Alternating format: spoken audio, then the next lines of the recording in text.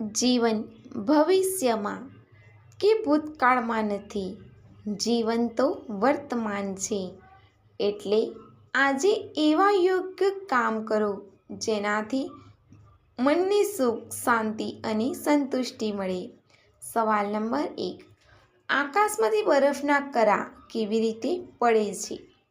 એનો જવાબ છે જ્યારે આકાશમાં તાપમાન 0થી અનેક ડિગ્રી નીચે હોય છે ત્યારે હવામાં હાજર ભેજ વાદળોમાં પાણીના નાના ટીપાઓને જમાવી દે છે. આ થીજી ગયેલા ટીપા પર વધુ પાણી થીજતું જાય છે. ધીમે ધીમે તે બરફના ગોળાનું સ્વરૂપ લે છે અને આ બોલ્સ જ્યારે ખૂબ ભારે થાય છે ત્યારે તે નીચે પડે છે. સવાલ નંબર 2. જેટ એરવેઝ દ્વારા કયા બાળકને જીવનભર ફ્રીમાં હવાઈ મુસાફરીની મંજૂરી આપવામાં આવી છે?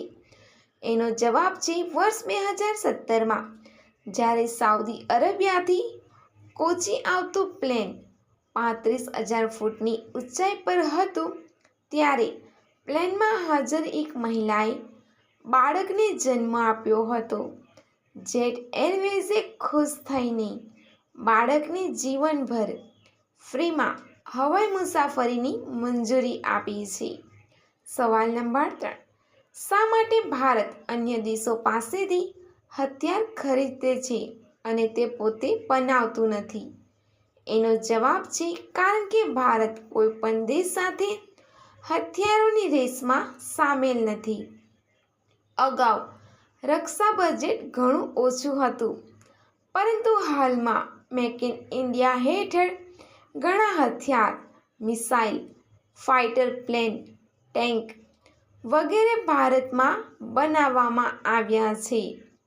ભારત માત્ર સુરક્ષાના કારણોસર અન્ય દેશો પાસેથી આધુનિક હથિયાર ખરીદે છે.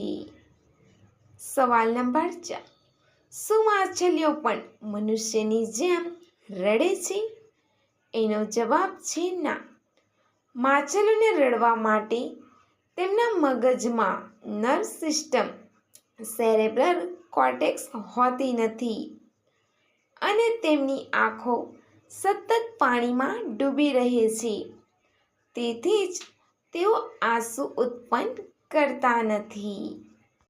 સવાલ નંબર 5. કેટલી ઉંમર પછી ઈચ્છા 4 ગણી વધી જાય છે? એનો જવાબ છે 35 વર્ષ પછી.